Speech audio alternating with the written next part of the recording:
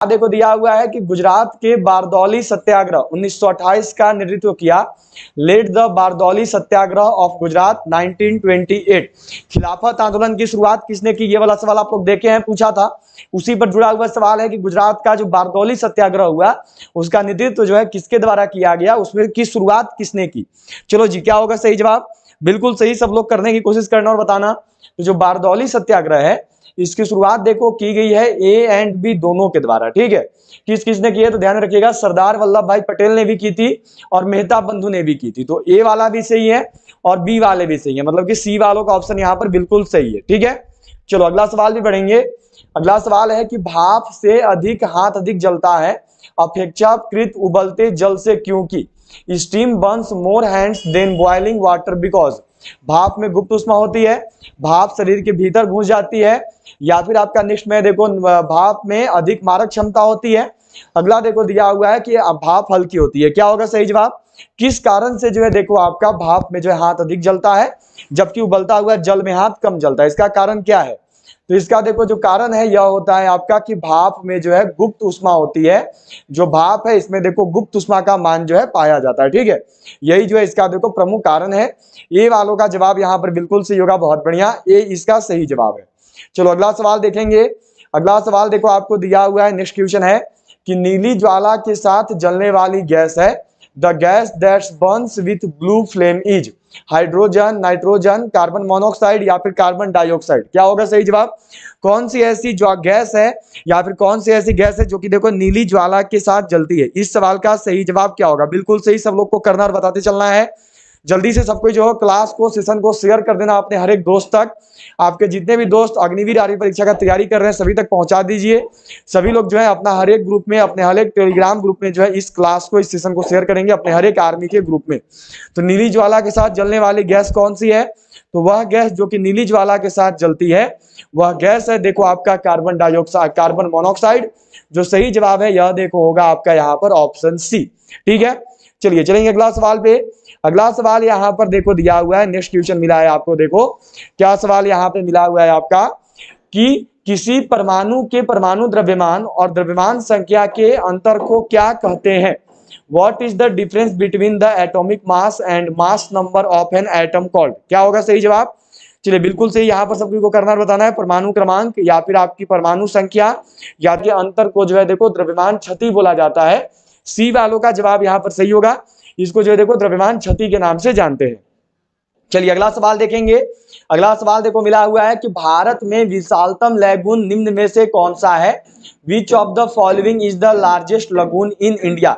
बेम्बानाद, चिल्का, पुलिकट या फिर कोलेरू। क्या होगा सही जवाब? आपका चिल्का झील। ठीक है, बी वालों का जवाब यहाँ पर बिल्कुल सही है। बहुत देखो क्या दिया हुआ है नेक्स्ट में कि कन्याकुमारी का रॉक मेमोरियल निम्न में से किसके लिए समर्पित है? क्या होगा सही जवाब? The rock memorial of Kanyakumari is dedicated to which of the following? Chaitanya Mahaprabhu को, राजा राम मोहन रॉय को, स्वामी विवेकानंद को। अगला हमें डी में दिया हुआ है देखो स्वामी दयानंद सरस्वती जी को। जो कन्याकुमारी का रॉक मेमोरियल है ये किसको समर्पित किया गया है? तो यह जो है देखो आपका समर्पित किया गया है यहाँ पर। क्या होगा सही जवाब? तो यह देखो आपकी समर्पित की गई है स्वामी विवेकानंद जी को। ठीक है, सी वालों का जवाब बिल्कुल सही है, बहुत बढ़िया, सी वालों का आंसर बिल्कुल सही है, बहुत अच्छे, बहुत बढ़िया। कि किस राज्य में राष्ट्रीय उद्यान वैली ऑफ फ्लावर्स स्थित है? In which state is national park valley of flowers located? क्या होगा सही जवाब? चलो बिल्कुल सही, सब लोग को करनी है। उत्तराखंड या जम्मू कश्मीर, अगला में देखो हिमाचल प्रदेश या फिर केरल। क्या होगा सही जवाब? देखो उत्तराखंड में। ठीक है, जो वैली ऑफ फ्लावर्स फूलों की घाटी है यह देखो आपकी उत्तराखंड में स्थित है। चलिए अगला सवाल पे चलेंगे। नेक्स्ट क्वेश्चन देखो यहाँ पर दिया हुआ है कि फ्लैश बल्बों में किसके वायुमंडल में मैग्नीशियम का तार रखा जाता है? In whose atmosphere the magnesium coil is kept in flash bulbs? क्या होगा सही जवाब? किसके वायुमंडल में जो है देखो आपका फ्लैश बल्बों को रखते हैं? हाइड्रोजन के, ऑक्सीजन के। अगला देखो यहाँ पर दिया हुआ है ओजोन का, अगला है देखो नाइट्रोजन का। जो फ्लैश बल्ब है इसको किसके वायुमंडल में रखा जाता है आपका मैग्नीशियम के तार को? क्या होगा सही जवाब? जल्दी सबको जवाब देंगे और बताएंगे यहाँ पर सही आंसर क्या है। तो यह देखो रखा जाता है आपका नाइट्रोजन के एटमॉस्फेयर में, यह जो है देखो रखा जाता है नाइट्रोजन के वायुमंडल में। ठीक है, डी वालों का जवाब बिल्कुल सही है, बहुत अच्छा, डी वालों का आंसर जो है सही आया है, बहुत बढ़िया। चलो चलेंगे अगले सवाल पे। अगला सवाल देखो क्या मिला है आपको यहाँ पे कि किसके कारण आकाश नीला दिखलाई पड़ता है, due to which the sky appears blue. क्या होगा सही जवाब, किसके कारण आकाश नीला दिखाई देता है, अपवर्तन के कारण, परावर्तन के कारण, प्रकीर्णन के कारण या फिर विक्षेपण के कारण। क्या कारण है जिस वजह से देखो जो आकाश है ये नीला दिखाई देता है, जो आकाश से इसका नीला दिखाई देने का कारण क्या है, इस सवाल का सही जवाब क्या होगा। जल्दी सब कोई अपना अपना जवाब देना। आकाश नीला किस वजह से दिखता है, तो जो आकाश है यह देखो नीला दिखता है आपकी स्कैटरिंग की वजह से, यह देखो नीला दिखता है प्रकीर्णन की वजह से। ठीक है, सी वालों का यहाँ पे सही होगा। अगला सवाल देखो क्या दिया हुआ है कि ठोस से द्रव में पदार्थ के अवस्था परिवर्तन को कहते हैं, the change of state of matter from solid to liquid is called, गलन, वाष्पन, क्वथन। डी में दिया हुआ है देखो नन ऑफ दीज। क्या होगा सही जवाब, इसमें आपसे सवाल पूछा गया था, देखो इसी में जस्ट उल्टा अभी आपसे 16 अक्टूबर को सवाल किया गया था, जस्ट उल्टा सवाल था कि द्रव से ठोस में अवस्था परिवर्तन को क्या कहते हैं। ये आपसे सवाल पूछा गया था कि द्रव से जो ठोस बनता है उसको क्या बोलते हैं। तो द्रव से ठोस को जो है देखो क्या बोला जाता है, तो द्रव से ठोस बनेगा तो उसको याद रखिएगा फ्रीजिंग बोलते हैं। ठीक है, उसको जमना बोलते हैं, उसको जो है फ्रीजिंग बोला जाता है। ठीक है, चलो क्या दिया हुआ है कि ठोस से द्रव में पदार्थ की अवस्था परिवर्तन को क्या कहते हैं, तो जब ठोस से द्रव बनेगा तो उसको देखो मेल्टिंग बोलते हैं, उसको जो है गलन बोलते हैं। ठीक है, ये वालों का जवाब यहाँ पर सही होगा, बहुत बढ़िया। ये वालों का जवाब जो है बिल्कुल सही है, बहुत अच्छा। चलो अगला सवाल पे चलेंगे। यह देखो दिया हुआ है आपको यहाँ पर, क्या क्वेश्चन है आपका मिला हुआ है देखो कि निम्न में से कौन सा विटामिन पानी में घुलनशील है, which of the following vitamin is water soluble, vitamin A, vitamin B, vitamin D या फिर विटामिन ई। क्या होगा सही जवाब, निम्न में से वह कौन सा विटामिन है जो कि देखो यहाँ पे आपका जो है जुड़ा हुआ है। चलो क्या होगा सही जवाब, वह कौन सा विटामिन है जो कि पानी में घुलनशील है। सही जवाब क्या है, सबको जानते हो, जल्दी सबको जवाब देना। तो विटामिन पानी में घुलनशील वह कौन सा है, तो वह है देखो आपकी विटामिन बी। ठीक है, इसके साथ साथ याद रखिएगा विटामिन सी भी होता है। ठीक है, तो अगर विटामिन सी भी ऑप्शन में देगा तो ये भी सही है, बी एंड सी दोनों होता है, ध्यान में रखना है सबको। चलो चलते हैं अगला सवाल पे। अगला सवाल देखो क्या मिला हुआ है कि कीड़ों के अध्ययन को क्या कहते हैं, the study of insects called. Same सवाल देखो पूछा गया था, बस उसमें आपको दिया गया था कि रेशम कीट का पालन क्या कहलाता है। ये सवाल आया हुआ है। ठीक है, रेशम कीट का पालन क्या कहलाता है, ये सेम सवाल देखो अभी पूछा गया था आपका 16 अक्टूबर को पेपर में। तो इसका मतलब पालन वाला एक सवाल जरूर आएगा, कीड़ों के अध्ययन वाला, अध्ययन से जुड़ा हुआ। कीड़ों का अध्ययन क्या कहलाता है, कीड़ों के अध्ययन को क्या बोलते हैं, तो कीड़ों का जो अध्ययन है इसको देखो एंटोमोलॉजी के नाम से जाना जाता है। बी वालों का जवाब यहाँ पर बिल्कुल सही है, बहुत अच्छा। क्या होता है, तो एंटोमोलॉजी होता है। ठीक है, बी वालों का जवाब बिल्कुल सही है, बहुत अच्छे, बी होगा, एंटोमोलॉजी होगा। चलो अगला सवाल देखेंगे। अगला सवाल देखो आपको दिया हुआ है यहाँ पर कि पीन घाटी राष्ट्रीय उद्यान में स्थित है, Pin valley national park is located in, Andhra Pradesh में है, अरुणाचल प्रदेश में है, हिमाचल प्रदेश में है या फिर मध्य प्रदेश में है। जो पीन घाटी राष्ट्रीय उद्यान है यह कहाँ पर है, जो पीन वैली नेशनल पार्क है ये कहाँ पर है। अभी आपका राष्ट्रीय उद्यान से जुड़ा हुआ आप सब लोग सवाल देखे थे कि पूछा गया है, राष्ट्रीय उद्यान से जुड़ा हुआ सवाल पूछा गया था कि गैंडा जो है या काजीरंगा से कौन सा संबंधित है, तो गैंडा होता है, ये मैंने आप सबको पढ़ाया था। तो राष्ट्रीय उद्यान से सवाल आ सकता है इस बार भी। पीन घाटी राष्ट्रीय उद्यान कहाँ स्थित है, तो जो पीन घाटी राष्ट्रीय उद्यान है यह देखो आपकी मध्य प्रदेश में है। क्या होगा सही जवाब, पीन घाटी राष्ट्रीय उद्यान कहाँ पर है, तो पीन घाटी राष्ट्रीय उद्यान जो है यह देखो आपकी हिमाचल प्रदेश, सॉरी मध्य प्रदेश नहीं, हिमाचल प्रदेश होगा। ठीक है, कहाँ पर है, तो यह देखो आपकी हिमाचल प्रदेश में है। सी वालों का जवाब बिल्कुल सही है। ठीक है, हिमाचल प्रदेश में, ध्यान में रखिएगा, सी वालों का जवाब जो है सही होगा। चलो अगला सवाल पे बढ़ेंगे।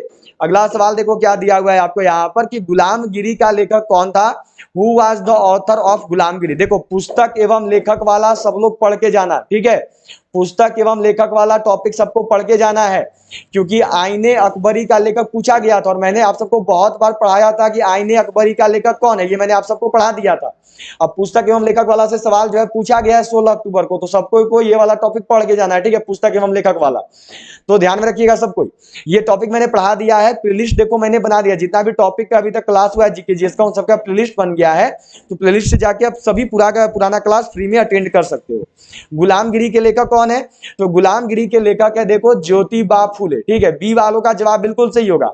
और आपका 16 अक्टूबर का पेपर में आया था कि आईने अकबरी के लेखक कौन है, तो आईने अकबरी के लेखक है देखो अबुल फजल, सबको ध्यान में रखेंगे। ठीक है, चलिए चलते हैं अगला सवाल पे। अगला सवाल देखो क्या दिया हुआ है, नेक्स्ट क्वेश्चन है यहाँ पर कि प्रकाश संश्लेषण से संबंधित गैस है, which gas is related to photosynthesis. प्रकाश संश्लेषण से जुड़ा हुआ सवाल इंडियन आर्मी हमेशा पूछती है, ठीक है। अभी आपका पूछा गया था 2000 अभी 16 अक्टूबर वाले पेपर में ही पूछा गया था कि पौधे भोजन किस क्रिया के कारण बनाते हैं, तो प्रकाश संश्लेषण के कारण जो है वो भोजन का निर्माण करते हैं। अब मानो आपसे पूछ दिया जाएगा कि प्रकाश संश्लेषण से संबंधित गैस कौन सी है, तो वह देखो कार्बन डाइऑक्साइड है, ठीक है। प्रकाश संश्लेषण के दौरान पौधे कौन सा गैस ग्रहण करते हैं, तो ग्रहण करते हैं, याद रखिएगा, कार्बन डाइऑक्साइड, ठीक है। और अगर पूछा जाएगा कि पौधे कौन सा गैस छोड़ते हैं, तो पौधे देखो गैस छोड़ते हैं ऑक्सीजन, ठीक है। सब लोग ध्यान में रखिएगा, क्लियर होना चाहिए। प्रकाश संश्लेषण किस रंग में सबसे अधिक होता है, तो याद रखिएगा लाल रंग में सबसे अधिक होता है, ठीक है। ये सब चीजें कुछ ऐसी हैं जो कि आपको याद रखनी है, क्लियर रखिएगा, सबको ध्यान में रखिएगा क्योंकि पूछा जाएगा, ठीक है। चलो तो चलते हैं अगला सवाल पे। अगला सवाल देखो आपको क्या दिया हुआ है, नेक्स्ट क्वेश्चन मिला है यहाँ पे। सवाल है कि विद्युत मात्रा की इकाई क्या है, what is the unit of electric quantity. मैंने देखो सबको टॉपिक करवाया था, एसआई की इकाई क्या है, तो विद्युत मात्रा की इकाई देखो एम्पियर होती है, ठीक है। ओम किसका मात्रक है, तो ओम देखो मात्रक है प्रतिरोध का। वोल्ट किसका मात्रक है, तो यह देखो मात्रक है विभवांतर का। और कूलाम्ब किसका मात्रक है, तो यह देखो मात्रक है आपका विद्युत आवेश का। ये सब चीज सब लोग को ध्यान में रखना है, ठीक है, क्योंकि हर साल पूछा जाता है, इस साल भी पूछे जाने का पूरा उम्मीद है। चलिए बढ़ेंगे अगला सवाल पे। 16 अक्टूबर को तो आ भी गया आपका। अगला सवाल देखो दिया गया है यहाँ पे कि पहली औद्योगिक क्रांति किस देश में हुई थी, in which country did the first industrial revolution take place. आप लोग खुद से बताओ कि ये वाला सवाल मैंने आपको पहले पढ़ाया था कि नहीं। बहुत बार जो है मैं आपको ये वाला सवाल पढ़ा चुका हूं, पहली औद्योगिक क्रांति किस देश में हुई, यह जो है यहाँ पे आप लोग को करना है और बताना है। क्या होगा सही जवाब, पहला औद्योगिक क्रांति किस देश में हुआ है, तो जो पहला औद्योगिक क्रांति है ये देखो ये पूछा हुआ सवाल है, अभी आपका 16 अक्टूबर को ही सवाल बनवाया था। पहली औद्योगिक क्रांति कहां पे हुई है, तो यह देखो यह ग्रेट ब्रिटेन में, ठीक है। डी वालों का जवाब बिल्कुल सही है, बहुत बढ़िया, डी वालों का आंसर बिल्कुल सही है, बहुत अच्छा। चलो अगला सवाल पे बढ़ेंगे। अगला सवाल देखो आपको दिया गया है कि किसी द्रव का वाष्पीकरण होने से उसका तापमान, the temperature of a liquid due to evaporation, बढ़ेगा, घटेगा, तेजी से बढ़ेगा, डी में दिया हुआ है अपरिवर्तित रहेगा। क्या होगा सही जवाब, क्या होता है, जब भी किसी द्रव का वाष्पीकरण होता है तो उससे उसके तापमान पर क्या प्रभाव पड़ता है, उससे उसका तापमान क्या होता है। जल्दी सब लोग जवाब देंगे और बताएंगे यहाँ पर इस सवाल का सही जवाब क्या हो। तो सभी लोग शाम 7 बजे जरूर जुड़िएगा। यह देखो घटने लगता है, ठीक है। बी वालों का जवाब बिल्कुल सही है, बहुत बढ़िया। क्या होता है, तो घटता है। चलो अगला सवाल पे चलेंगे। अगला सवाल देखो दिया गया है कि वायुमंडल में सर्वाधिक मात्रा में विद्यमान अक्रिय गैस कौन सी है, which is the most abundant inert gas in the atmosphere. Argon है, क्रिप्टॉन है, हीलियम है या फिर नियॉन है। क्या होगा सही जवाब, वायुमंडल में सर्वाधिक मात्रा में विद्यमान अक्रिय गैस कौन सी है, वायुमंडल में सर्वाधिक मात्रा में जो है कौन सी गैस पाई जाती है। इस सवाल का सही जवाब क्या होगा, जल्दी सबको जवाब दो अगर बताओगे। वायुमंडल में सर्वाधिक मात्रा में कौन सी गैस होती है, तो जो वायुमंडल है इसमें देखो आपका सर्वाधिक मात्रा में कौन सा गैस पाया जाता है, तो यह देखो आर्गन पाया जाता है, ठीक है। अक्रिय गैस बोलेगा तो सबसे अधिक कौन सा अक्रिय गैस है, तो यह आर्गन गैस है। ये वालों का जवाब बिल्कुल सही है, बहुत अच्छा, आर्गन गैस जो है देखो पाया जाता है। चलो अगला सवाल देखो आपको दिया गया है कि एक ही प्रकार के परमाणुओं से मिलकर बना पदार्थ कहलाता है, तत्व कहलाता है, यौगिक कहलाता है, मिश्रण कहलाता है या फिर द्रव कहलाता है। क्या बोलते हैं, एक ही प्रकार के परमाणुओं से मिलकर बना पदार्थ क्या कहलाता है, एक ही प्रकार के परमाणुओं से मिलकर बने पदार्थ को क्या बोलते हैं। क्या होगा सही जवाब, जल्दी सबको जवाब देंगे और अपना अपना यहाँ पर बताएंगे। जिन्होंने देखो अभी तक भी क्लास को सेशन को लाइक नहीं किया, जल्दी सबको लाइक कर देंगे। सभी लोग जल्दी से शेयर कर दीजिए अपना हर एक आर्मी का ग्रुप में, जितने भी आर्मी के ग्रुप से जुड़े हुए हो अपने हर एक आर्मी के ग्रुप में शेयर कर दो। और सभी लोग जो है चैनल को सब्सक्राइब करके बेल आइकन को ऑल पर जरूर सेट रखेंगे। तो एक ही प्रकार के परमाणुओं से मिलकर बने पदार्थ को जो है देखो तत्व बोलते हैं, ठीक है। ये वालों का जवाब बिल्कुल सही है, उसको तत्व बोला जाता है, एलिमेंट बोलते हैं। चलिए अगला सवाल देखेंगे। अगला सवाल देखो आपको दिया गया है कि कोयला उत्पादक देशों में भारत का स्थान है, India's rank among coal production countries, दूसरा, तीसरा, चौथा, पांचवा। मैंने सबको ये वाला सवाल पढ़ाया है, मैंने सबको कराया हुआ है। और ऐसा ही सवाल देखो अभी 16 अक्टूबर को पूछा भी गया, 16 अक्टूबर को पूछा गया कि विश्व में सबसे अधिक कोयला कहाँ होता है। और मैंने आप सबको बहुत बार पढ़ाया है, अभी 16 अक्टूबर को पूछा गया था कि विश्व में सबसे अधिक कोयला कहाँ पे होता है, तो विश्व में सबसे अधिक कोयला जो है यह देखो चीन में होता है, ठीक है। सबसे अधिक कोयला कहाँ पे होता है, तो चाइना में होता है। अब आप लोगों को करना और बताना है कि कोयला उत्पादक देशों में भारत का कौन सा स्थान है। तो ये सवाल जो है आपके लिए आज का होमवर्क रहेगा, ठीक है, इसका जो जवाब है सभी लोग देंगे और बताएंगे कमेंट बॉक्स में किस सवाल का सही जवाब क्या है। ठीक है, ये आपके लिए आज का होमवर्क है, इसका जवाब जो है सभी लोग को कमेंट बॉक्स में बताना है। अभी मत बताओ, मैं देख रहा हूं सबका जवाब आ रहा है, पर अभी मत दीजिए, कमेंट बॉक्स में बताइएगा, क्लास खत्म होने के बाद बताइएगा। ठीक है, चलिए अगला सवाल देखिए, आपको मिला है कि भारत में प्रथम रेलवे लाइन कब बिछाई गई थी। ये भी सवाल पूछा गया 16 अक्टूबर को। 16 अक्टूबर को जो है देखो ये सवाल पूछा गया एआरओ के एग्जाम में, भारत में प्रथम रेलवे लाइन कब बिछाई गई थी। When was the first railway line laid in India. 1835 में, 1851 में, 1853 में, 1854 में। आप लोग खुद से बताओ, मैंने ये वाला सवाल आप लोग को पढ़ाया है कि नहीं। बहुत बार मैंने आपको यहाँ पर किया हुआ है। चलिए बिल्कुल सी सब लोग को यहाँ पे बतानी है, भारत में प्रथम रेलवे लाइन कब बिछाई गई थी। तो भारत में जो प्रथम रेलवे लाइन है यह देखो बिछाया गया है 1854 में। कौन था उसमें गवर्नर जनरल, तो गवर्नर जनरल सबको याद रखना वो था देखो लॉर्ड डलहौजी। ठीक है, और 1854 में एक और अच्छा काम हुआ था, क्या हुआ था, तो इसी ने जो है देखो आपकी डाक व्यवस्था की व्यवस्था की गई थी। डाक व्यवस्था की शुरुआत की थी पोस्टल सिस्टम की। कौन सा गवर्नर जनरल, तो लॉर्ड डलहौजी। ध्यान में रखोगे सबको, ठीक है। चलो चलते हैं अगला सवाल पे। अगला सवाल देखो यहाँ पे क्या है, अगला सवाल यहाँ पे नेक्स्ट क्वेश्चन पे चलेंगे। यह देखो दिया गया है कि पत्तियों का हरा रंग प्रदान करता है green grapes green colour tulips. सबको जानते हैं, सही जवाब क्या होगा, सभी को लगभग पता है। क्रोमोप्लास्ट, क्लोरोप्लास्ट, ल्यूकोप्लास्ट या फिर टोनोप्लास्ट। पत्तियों को हरा रंग कौन प्रदान करता है। पत्तियों को जो हरा रंग है ये किसकी वजह से मिलता है, क्या होगा सही जवाब, तो सबको ही जानते हो लगभग लगभग। पत्तियों को जो हरा रंग है यह देखो मिलता है क्लोरोप्लास्ट के कारण। जो सही जवाब है यह देखो होता है ऑप्शन बी। बहुत बढ़िया, बी वालों का आंसर बिल्कुल सही है, बहुत अच्छा। चलो अगला सवाल पे चलेंगे। नेक्स्ट क्वेश्चन देखो दिया गया है कि उपराष्ट्रपति पद के निर्वाचन हेतु उम्मीदवार की अधिकतम आयु होती है। देखो मैंने आप सबको बोला है कि हमेशा हमेशा मैंने बताया है कि राज्यपाल, इसके साथ साथ राष्ट्रपति, इसके साथ साथ आपको उपराष्ट्रपति, इन सब का न्यूनतम आयु, अधिकतम आयु, फिर कार्यकाल, ये सब पढ़ के जाना है। ठीक है, और देखो पूछा भी गया अभी आपका जो 16 अक्टूबर को पेपर हुआ उसमें पूछ दिया गया कि राज्यपाल बनने का न्यूनतम आयु कितना है। राज्यपाल का न्यूनतम आयु जो है देखो पूछा गया 16 अक्टूबर के एग्जाम में। बस राज्यपाल को क्या किया था, राज्यपाल नहीं लिख के बल्कि गवर्नर लिख दिया था। तो गवर्नर का मतलब तो राज्यपाल होता है भारत देश में। चलिए, उपराष्ट्रपति पद के निर्वाचन हेतु अधिकतम आयु कोई सीमा नहीं है, ध्यान में रखेंगे। और ये कोई सीमा प्रधानमंत्री में भी लागू होता है, प्रधानमंत्री के लिए भी कोई सीमा नहीं है। इसके साथ साथ आपका जो है देखो राष्ट्रपति बनने के लिए भी कोई सीमा नहीं है। ठीक है, अब बोलेगा कि राज्यपाल, राष्ट्रपति, उपराष्ट्रपति, इसके साथ साथ मानो आपसे पूछ दिया गया उपराज्यपाल, ये चारों का चारों बनने का न्यूनतम आयु कितना है, तो न्यूनतम आयु याद रखना है, यह देखो 35 वर्ष है। ठीक है, सबको ध्यान में रखोगे। अभी देखो सेम सवाल पूछा गया था, यही आया था कि गवर्नर राज्यपाल बनने का न्यूनतम आयु कितना है। 16 अक्टूबर के एग्जाम में न्यूनतम आयु पूछा था तो 35 वर्ष होता। देख सकते हो न्यूनतम आयु हमेशा आता है। ठीक है, सबको ध्यान में रखेंगे, न्यूनतम आयु जो है हमेशा देखो आती है, सब लोग को ध्यान में रखनी है, न्यूनतम आयु हमेशा पूछा जाता है। ठीक है, चलिए चलेंगे अगला सवाल पे।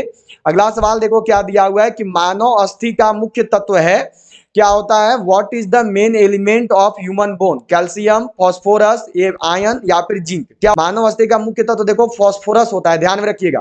अब कुछ लोग बोलते हैं कि कैल्शियम क्यों नहीं होगा, तो कैल्शियम केवल देखो निर्माण और मजबूती में मदद करता है, पर मुख्य रूप से उसमें फास्फोरस पाया जाता है, सब लोग को ध्यान में रखना है। ठीक है, चलो चलेंगे अगला सवाल पे। अगला सवाल देखो क्या दिया हुआ है कि फूड प्रोसेसिंग हेतु प्रयुक्त होता है, यूज्ड फॉर फूड प्रोसेसिंग। ये भी कार्बोनेट, एसिटिक अम्ल, सोडियम नाइट्रेट या फिर बेंजोइक अम्ल। फूड प्रोसेसिंग हेतु जो है देखो कौन से अम्ल का प्रयोग होता है, फूड प्रोसेसिंग हेतु जो है देखो किस अम्ल का प्रयोग किया जाता है। इस सवाल का सही जवाब क्या होगा, तो फूड का प्रोसेसिंग करने के लिए जो है कौन से अम्ल का प्रयोग करते हैं, तो वो अम्ल है देखो आपका बेंजोइक अम्ल। सबको ध्यान में रखेंगे, डी वालों का जवाब जो है यहाँ पे सही होगा, बेंजोइक अम्ल का देखो प्रयोग किया जाता है फूड का प्रोसेसिंग करने के लिए। ठीक है, चलिए अगला सवाल है यहाँ पर कि निम्न में से कौन नदी बंगाल का शोक कहलाती है। Which of the following river is called the mourning of Bengal. Son, Gandak, Hooghly. अगला देखो दिया हुआ है दामोदर। चलिए क्या होगा, वह कौन सी नदी है जो कि बंगाल का शोक कहलाती है। बंगाल का शोक जो है कौन से नदी को कहते हैं, तो बंगाल का शोक देखो दामोदर नदी कहलाती है। ये तो सबको जानते हैं लगभग। डी वालों का जवाब बिल्कुल सही है, बहुत बढ़िया, सभी को पता है ऑप्शन डी जो है सही जवाब होगा। चलो अगला सवाल है यहाँ पे आपका देखो कि यदि किसी प्रतिरोधक तार को लंबा किया जाए तो उसका प्रतिरोध, if a resistive wire is lengthened then its resistance. क्या होगा सही जवाब? यदि किसी प्रतिरोधक तार को लंबा करेंगे तो उससे उसके प्रतिरोध के साथ क्या होता है, उसके कारण जो उसका प्रतिरोध है वो क्या हो जाएगा। तो जब भी किसी देखो प्रतिरोधक तार को लंबा करेंगे तो उससे जो उसका प्रतिरोध है वो देखो बढ़ने लगता है, वह जो है बढ़ता है। ठीक है, ए वालों का जवाब बिल्कुल सही है, बहुत बढ़िया। ए वालों का आंसर बिल्कुल सही आया है, बहुत अच्छा। चलो चलेंगे अगला सवाल पे। अगला सवाल देखो आपको दिया हुआ है यहाँ पर कि संसद का अस्थाई सदन है the permanent house of the parliament is Lok Sabha, Rajya Sabha, उपयुक्त दोनों, डी में है इनमें से कोई नहीं। क्या होगा सही जवाब? संसद का अस्थाई सदन कौन सा है? संसद का अस्थाई सदन किसको बोलते हैं? संसद का अस्थाई सदन किसे कहा जाता है? तो संसद का अस्थाई सदन देखो राज्यसभा है। ठीक है, और राज्यसभा को याद रखिएगा अस्थाई सदन भी बोलते हैं, और राज्यसभा को जो है ध्यान रखिएगा सब कोई ऊपरी सदन के नाम से भी जाना जाता है। ठीक है, ऊपरी सदन भी बोलते हैं। राज्यसभा का मेंबर बनने के लिए न्यूनतम आयु देखो 30 वर्ष होना चाहिए, सब कोई जानते हो। फिर पूछा जाता है कि राज्यसभा का कार्यकाल कितने वर्ष का होता है, तो ये सबको पता है कितना वर्ष, तो 6 वर्ष का होता है, सबको क्लियर है। आगे याद रखना है जो लोकसभा है इसको सबको याद रखिएगा, यह देखो अस्थाई सदन है। ठीक है, जो लोकसभा है ये अस्थाई सदन होता है। फिर उसके बाद इसको जो है निचली सदन बोलते हैं, जो लोकसभा है इसको निचली सदन बोलते हैं। इसके साथ साथ इसको जनता द्वारा प्रत्यक्ष रूप से निर्वाचित सदन भी कहते हैं। ठीक है, जनता द्वारा प्रत्यक्ष रूप से निर्वाचित सदन भी इसको कहा जाता है, ध्यान में रखेंगे। इसका न्यूनतम आयु है देखो 25 वर्ष। ठीक है, और इसका कार्यकाल होता है देखो 5 साल का, सबको ध्यान में रखिएगा। ठीक है, सभी को क्लियर रखना है। चलो अगला सवाल यहाँ पर देखो दिया हुआ है, नेक्स्ट क्वेश्चन आपको देखो मिला है कि BARC क्या है, व्हाट इज BARC। चलो जी, BARC का फुल फॉर्म बताओ जरा, 30 नंबर सवाल है। BARC का फुल फॉर्म क्या होता है, सब कोई जानते हैं, जल्दी सब कोई जवाब देंगे। BARC का फुल फॉर्म क्या है, BARC क्या है? तो जो BARC है इसको देखो बोलते हैं भाभा एटॉमिक रिसर्च सेंटर। ठीक है, बी वालों का जवाब यहाँ पर बिल्कुल सही है, बहुत बढ़िया। बी वालों का आंसर जो है देखो यहाँ पर सही होगा। जितना भी लोग देखो भाभा एटॉमिक रिसर्च सेंटर किए हो उनका आंसर बिल्कुल सही है, बी वालों का जवाब बिल्कुल सही आया है, बहुत अच्छा। ठीक है, ओके, चलो बढ़ेंगे अगला सवाल पे।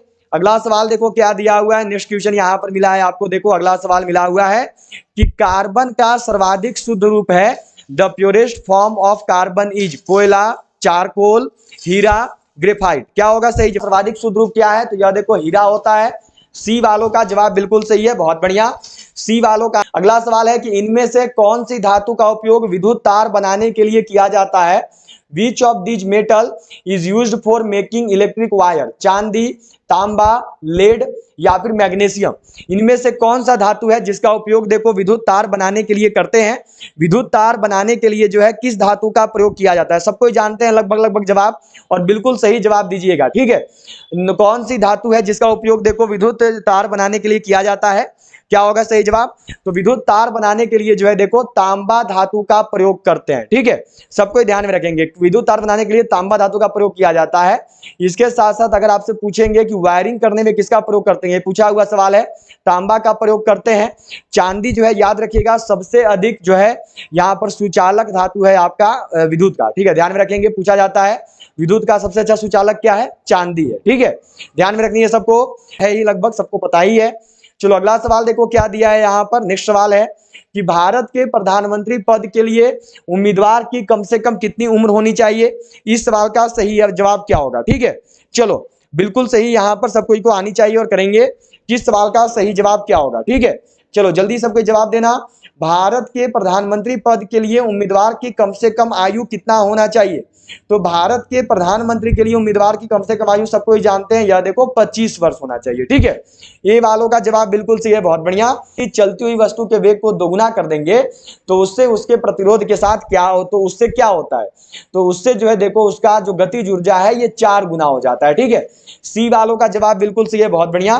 क्या होता है? 4 गुना होता है। सभी का जवाब बिल्कुल सही आया है, बहुत अच्छा।